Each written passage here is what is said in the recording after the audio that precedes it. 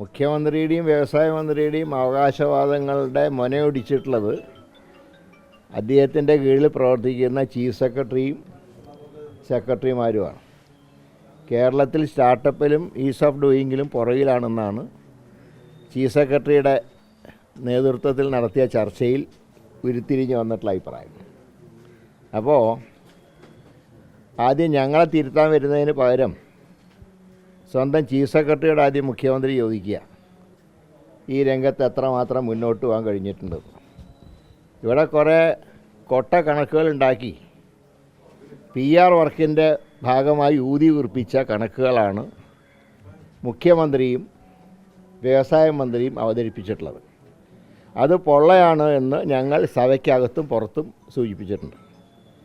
പിന്നെ ഞങ്ങളുടെ പാർട്ടിയിലെ ഒരു നേതാവ് അങ്ങനെ തെറ്റായി പറഞ്ഞിട്ടുണ്ടെങ്കിൽ അതനുസരിച്ച് കാര്യങ്ങൾ നിയന്ത്രിക്കാൻ കഴിവുള്ള ഒരു ദേശീയ നേതൃത്വം കോൺഗ്രസ് പാർട്ടിക്കുണ്ട്.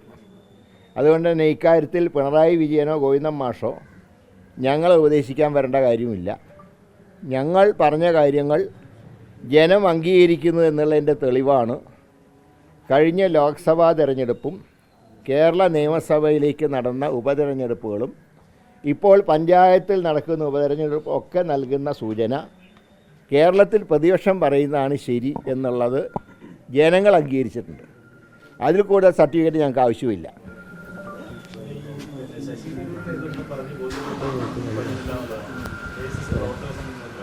അല്ല, അദ്ദേഹത്തിൻ്റെ നിലപാട് തിരുത്തണമെന്ന് മാത്രമേ ഞങ്ങൾ പറയുന്നുള്ളൂ. കാരണം അദ്ദേഹം എഴുതിയ ലേഖനം, അദ്ദേഹം ഇവിടെ 4 തവണ വിജയിച്ചപ്പോഴും അദ്ദേഹത്തിന് വേണ്ടി രാപ്പകൽ പ്രവർത്തിച്ച പാർട്ടി പ്രവർത്തകർക്ക് ഒരു പഞ്ചായത്ത് അംഗമോ നഗരസഭയിലെ കൗൺസിലറോ ആവാനുള്ള അവസരം തല്ലിക്കെടുത്തുന്ന രീതിയിലുള്ള പ്രവർത്തനം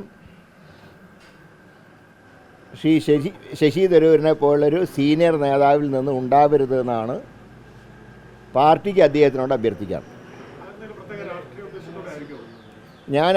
അങ്ങനെ ഇരിക്കും ഞാൻ അദ്ദേഹത്തിന് പാർട്ടിയോടുള്ള കൂറിനെ ഞങ്ങൾ ആരും സംശയിക്കുന്നില്ല. അദ്ദേഹത്തിനെതിരെ അച്ചടക്ക നടപടി സ്വീകരിക്കണമെന്നും ആരും ആവശ്യപ്പെടുന്നില്ല.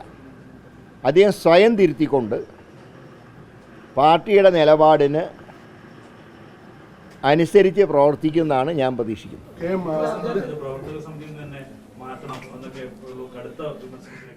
അല്ല, അതൊക്കെ പ്രവർത്തക സമിതിയിൽ ആരെ വെക്കേണ്ടെന്ന് തീരുമാനിക്കേണ്ടത് കോൺഗ്രസ് അധ്യക്ഷനും ശ്രീ രാഹുൽ ഗാന്ധിയൊക്കെ തന്നെയാണ്. അതിലൊന്നും ഞങ്ങൾ അഭിപ്രായം പറയുന്നില്ല. പക്ഷേ അദ്ദേഹത്തിൻ്റെ ലേഖനം കോൺഗ്രസിൻ്റെ രാഷ്ട്രീയ എതിരാളികൾക്ക് അടിക്കാനുള്ള ഒരു ആയുധമായി.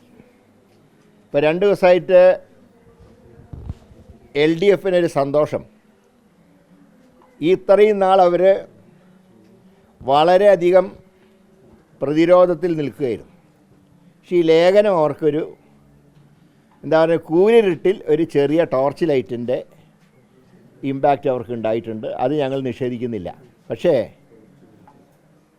സർക്കാരിൻ്റെ പീഡനങ്ങൾ അനുഭവിക്കുന്ന ജനങ്ങൾ ഇതുകൊണ്ടൊന്നും അവരെ മനസ്സ് മാറ്റില്ല. ഭാവിയിലെ 2 തെരഞ്ഞെടുപ്പുകളുടെ വിജയത്തിനെയും ഈ ലേഖനം ബാധിക്കില്ല.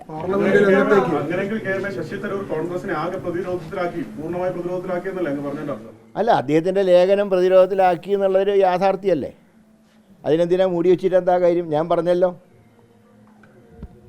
കഴിഞ്ഞ കുറേ ദിവസങ്ങളായിട്ട് വികസനം എന്നിങ്ങനെ പറയുന്നതല്ലാതെ അതിനൊരു തെളിവും അവർക്ക് ഹാജരാക്കാനുണ്ടായിരുന്നില്ല.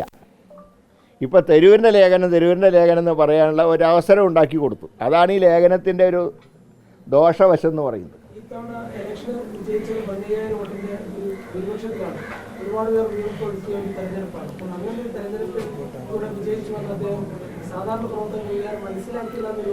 തീർച്ചയായിട്ടും അദ്ദേഹം വികാരം മനസ്സിലാക്കിയിരുന്നെങ്കിൽ അദ്ദേഹം ഇങ്ങനത്തെ ലേഖനം പ്രസിദ്ധീകരിക്കില്ലായിരുന്നു. കാരണം സാധാരണ പ്രവർത്തകരാണ് പഞ്ചായത്ത് ഇലക്ഷനിൽ, അവരാണ് സ്ഥാനാർത്ഥികൾ, നേതാക്കന്മാരല്ല.